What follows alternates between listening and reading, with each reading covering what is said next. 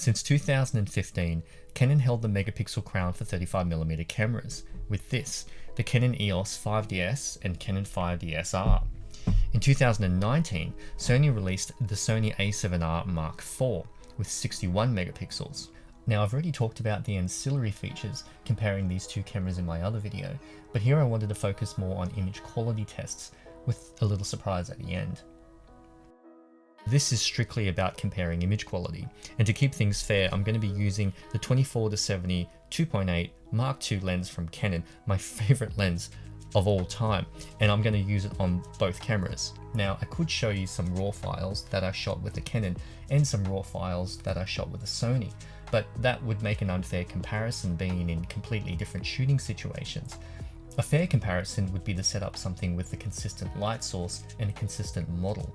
I'm going to use a higher f-stop because car photography generally likes to have longer shutter speeds for light painting, as well as getting more of the car in focus. So 2 bodies and 1 lens. Let's see how they compared. Here we have the Canon EOS 5DsR file. Next to the Sony file, it looks really similar. I shot at f14 at 3.2 seconds for both shots at 70mm. My main focusing point was the polyphony logo down here. Now in the Canon, you can see the detail is fantastic. Even to 2019 standards, a 50 megapixel camera was so ahead of its time. But in the Sony, you can see it's actually just a little bit better. Not by much though. The difference I would say is probably negligible. Now if I put the Canon 50 megapixel file and overlay it from the Sony, you can see that there is your extra 10 or 11 megapixels. It's really not that much at all. So the Sony resolution is 9504. Let's try to make the Canon match 9504. And let's do a nice preserved enlargement. Now let's copy this over the Sony file, and it should be a pretty close match resolution wise. If we zoom all the way in on here, this is the Canon and this is the Sony. So I will just make the Canon file match the Sony as close as possible. That is a really close match right there. So that's the Canon and that's the Sony. Canon, Sony. The Sony has slightly this green tinge along the edges. The Canon does not. It has a different kind of artifact to it. It's really such a struggle to see the difference. Here's a little bit more of a difference.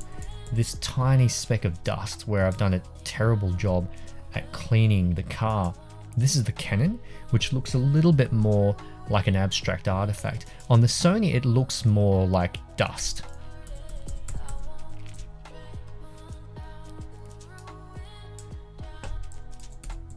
You can see some aberration here on the Sony. The Canon is no different. It's exactly the same. The difference is absolutely negligible. Had I shot under more ideal circumstances, such as a sharper aperture, it might show more difference, or even a sharp prime lens. But in real world shooting, the difference is practically negligible once you enlarge these files.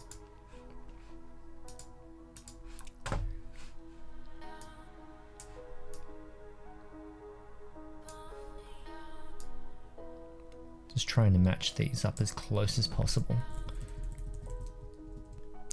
Now I'm not going to use the auto align layers because I don't want it to stretch or distort the image any further, because that could soften the pixels that we're peeping right here.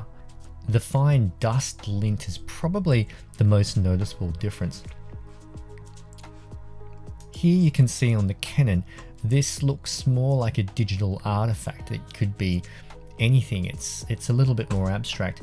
On the Sony, you have a more natural amount of detail and sharpness, not on the lint itself, but the surrounding halo around it. This section of carbon fiber, at least on my screen, you can see a little bit more sharpness and detail in the Sony, even though the resolution is matched at the moment. You can see this splotchy mark over here has more detail on the Sony in comparison to the more slightly fuzzy Canon, but the 10 megapixels really makes such a minuscule difference. The next thing I want to look at is the dynamic range. First of all, if we try to bring the highlights right down, you can see in the Sony it recovers the details quite nicely, very similarly to the Canon. I don't perceive any noticeable difference here. But if we look over here at this blown highlight, I did notice it when I was doing my testing and I wanted to keep the highlight there.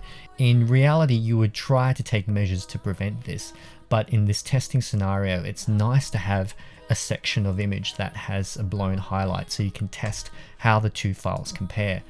And in this case, there's no difference at all. The Sony just has a slightly larger resolution.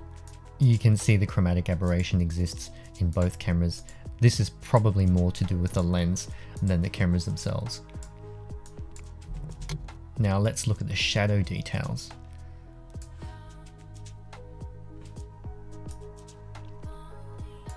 This here is the Sony, and it doesn't look too bad. It does have some noise patterns here, but you wouldn't normally pull the shadows out this much. It's not too bad. I can see it there, but with a little bit of noise reduction and careful editing, this is totally usable even if you have to recover the shadows. The Canon is a slightly different story.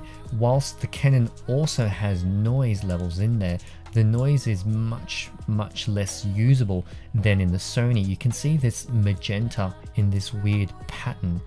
This would be much less usable than in the Sony instance.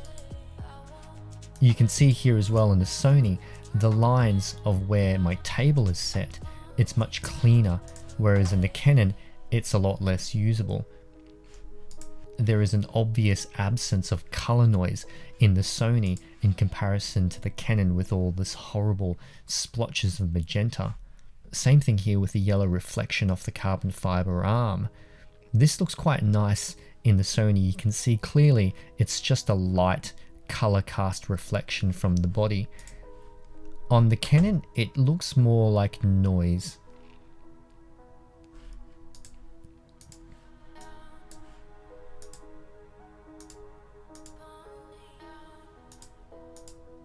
There is definitely a more significant difference in detail in the shadows between the Sony and the Canon.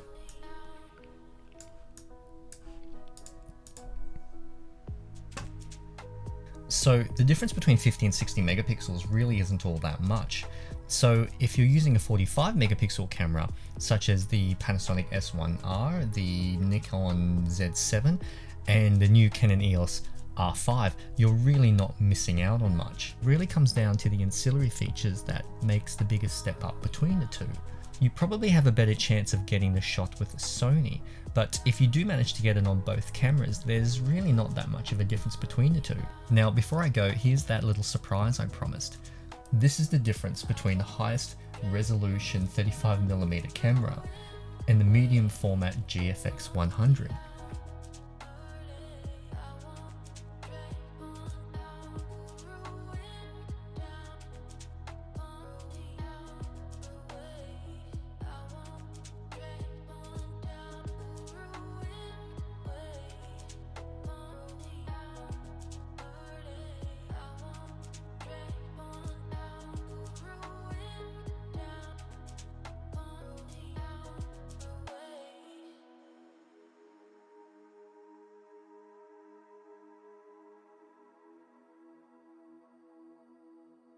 Now, I know the GFX isn't 35mm, it uses different lenses and it's at a completely different price category. But one would argue why you would have to limit yourself to 35mm when this medium format camera has many of the advantages of 35mm cameras. It's mirrorless, has an articulating screen, EVF, in-body stabilization, and it even does fantastic video features.